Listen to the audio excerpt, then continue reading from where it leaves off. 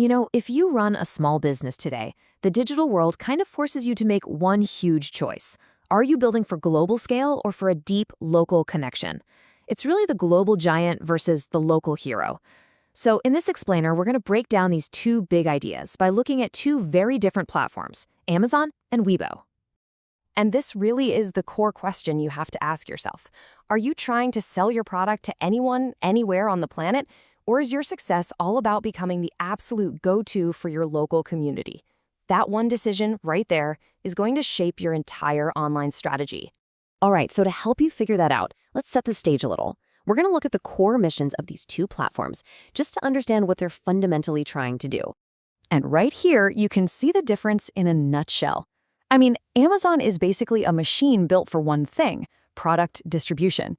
It's this massive global marketplace designed to move stuff from sellers to customers wherever they are. Webo? Totally different mission. It's all about beefing up local search to make businesses like your neighborhood plumber or that corner cafe way more visible to the people who live right around the block. Okay, so let's dig into what's probably the most critical piece of this puzzle. How do customers actually find you? This is the real battle for discovery. And honestly, the way customers find you on these two platforms, it could not be more different. Think of Amazon as a closed sandbox. Your customers find you using Amazon's own internal search tool, where you're just one of millions of other products on their platform. Webo's approach is the exact opposite. It's designed to make you more discoverable out on the open web, where people are already looking for you, Google. And that hookup with Google is so important. Why? Because a crazy 46% of all Google searches have local intent. Just think about that for a second. Almost half of every search is someone looking for something nearby. They're searching for products, services, directions, all right in their own backyard. This is the huge market that Webo is built to tap into. So how does Webo do it? Well, their whole strategy is about building this local SEO ecosystem. It all starts with your Google business profile. Then, it uses things like your Webo directory listing, your website, and your blog to create these powerful backlinks. These are basically votes of confidence that tell Google you're a real, relevant local authority. It's a whole connected network designed to push you up the rankings right where local customers are looking. This brings us to something that's super important but often gets overlooked in e-commerce. Who actually owns the relationship with the customer? When it comes to customer data, these two are polar opposites. Seriously.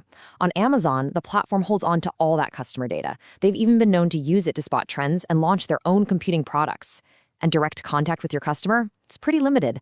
The Webo model is totally different. You, the business, own your customer data. The platform doesn't compete with you, and they actually encourage you to communicate directly and build a real relationship. Here's a really great way to think about it. On Amazon, you're basically a tenant. You're just renting space in this enormous digital mall. You might do great business, but at the end of the day, you don't own the property or the relationship with the shoppers. The Webo model, on the other hand, is all about ownership, helping you build your own online spot, your own brand, and your own direct lines to your customers. All right, let's talk about the bottom line, the money. What does it actually cost to sell on these platforms? Let's break it down. So Amazon's whole model is built around referral fees. On average, they're taking a 15% cut of every single sale. And that's a variable cost, which doesn't even include other stuff like advertising or fulfillment that can really eat into your profit margins. Webo? Totally different approach. It's a simple, flat rate subscription. You pay about $62 a month for their entire e-marketing suite. And here's the kicker: no transaction fees. Your costs don't shoot up just because you're selling more. So let's just recap that, right? With Amazon, your cost is a percentage of whatever you sell. That fee buys you visibility, but only inside their massive closed world where they control the customer relationship. With Webo, it's a fixed monthly cost. You get a whole suite of marketing tools to use on the open web, and you're the one in charge of building and owning that customer relationship. Okay, let's zoom out for a second, because the choice here isn't just about your one business, it's about the bigger picture, the kind of economy we're all building. If you look at Amazon, its marketplace has this real winner-takes-most vibe. Get this, the top 1% of sellers, they pull in over half of all the revenue. It's a structure that can create this massive concentration, where just a few huge players end up dominating the entire platform. Now, the whole argument for a local-first approach really hangs on stats like this one. Studies have shown that when you spend money at a local business, as much as 70% of that money can stay and get recirculated right there in the local community. That's the foundation of the community-focused model that platforms like Webo are trying to build on. And you know what? This difference in philosophy even trickles down to how jobs are created. Amazon's model tends to centralize jobs in these huge fulfillment centers. Webo's model is much more spread out.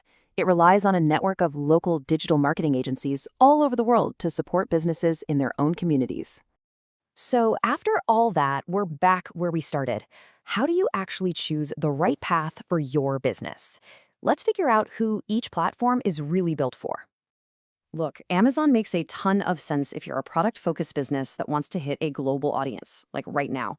If you have a ton of inventory, want to hand off your logistics through Fulfillment by Amazon, and you're okay with trading lower margins for a shot at massive visibility, then yeah, Amazon is a super powerful tool.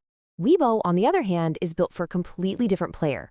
It's perfect for local service providers, retailers who have a really strong community vibe, and really any business where building direct relationships, controlling your brand, and keeping higher profit margins are the most important things. So at the end of the day, the big takeaway is this. This choice isn't just about picking a sales channel. It's a fundamental decision about your entire business model. Are you going for maximum reach, or are you prioritizing the relationship? Are you okay with being a tenant, or do you absolutely need to have ownership? And that leaves us with this final massive question about where commerce is even headed. Is the future going to be defined by these centralized powerhouses offering global scale, or will it be a network of decentralized businesses all focused on community connection? The path you pick for your business isn't just a business decision, it's your answer to that very question.